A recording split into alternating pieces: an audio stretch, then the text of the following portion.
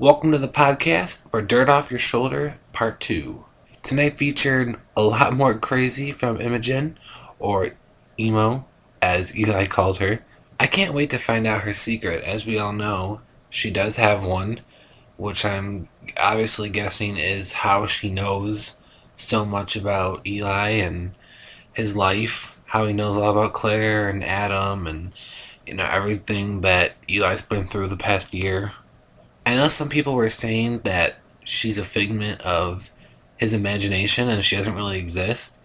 And the whole episode tonight, I was kind of wondering if maybe that is the thing.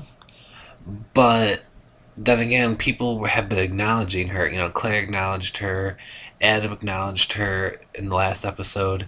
So I don't really see how that would be possible.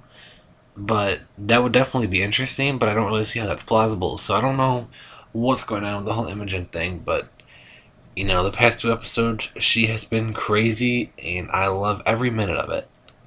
I love the scene when Imogen was acting like Claire. It was so weird, it was so creepy, it was so bizarre, and it was so Claire-like. It was just so weird. You just can't take your eyes off the screen when she's on it because you don't know what she's going to do next. She's so unpredictable.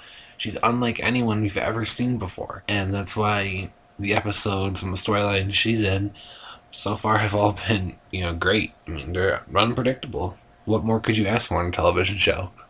I have to say that I really enjoy the Eli and Claire scenes.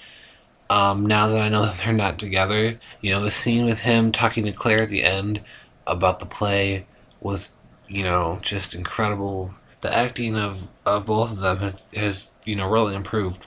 The scenes they've been delivering this season have been great, and it's just great that there's not too much of them to the point where it's being shoved down our throat like last season. Riley and Zane, I'm pretty disappointed with them. I think the writers really threw it, ruined them. It's the same old stuff, every time they're featured, and I think they deserve so much more as characters. I don't really know if there are any more plots coming up for them. I haven't really read a lot of the episode summaries and stuff. I know next week is stuff with like Anya and Drew and Jake, Claire, so I don't really know how much more we're gonna get with them besides the occasional little scene here and there. But I don't know. I wish there would have been more with that. Hopefully something happens and they will be together. One thing I gotta say about Riley's birthday. Why are you having your birthday party at the Dot? That really seems kind of trashy. I don't know. Like a birthday party at a place where a bunch of kids hang out. If anything, it should have been at Little Mistakes, and that would have made more sense. It's an actual restaurant. I thought that was kind of weird at the Dot. Casey and Jenna. So, once again, I'm still enjoying this plot a lot, but my problem with it last night was with Marisol and the writers making it seem like Casey and Marisol never interacted before when they really did. Tonight they actually did talk about it. Jenna found out that the other girl at work was Marisol, how she was on a cheerleading squad with her, and what kind of girl Marisol is. But I was expecting Jenna to be like, do you not remember what happened last year with Marisol? Maybe I'm making too much of a big deal out of it, but I just was hoping that there would have been some more play on the fact that Marisol was around last year and, she wanted Casey. I mean, at least they semi-addressed it, and I mean, that's a really small problem in the grand scheme of things, but just something I was hoping they would address.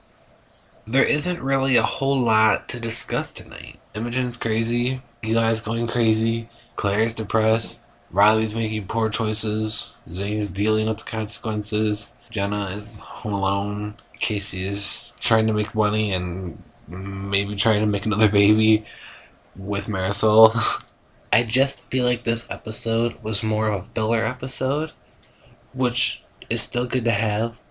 Because, I mean, obviously when you have 44 episodes, not every single episode is going to be jam-packed with all new stuff and, crazy things taking place. It's good to have episodes that are more low-key.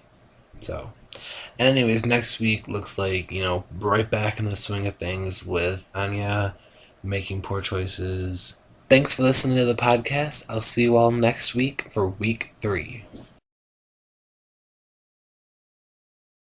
Degrassi Extra.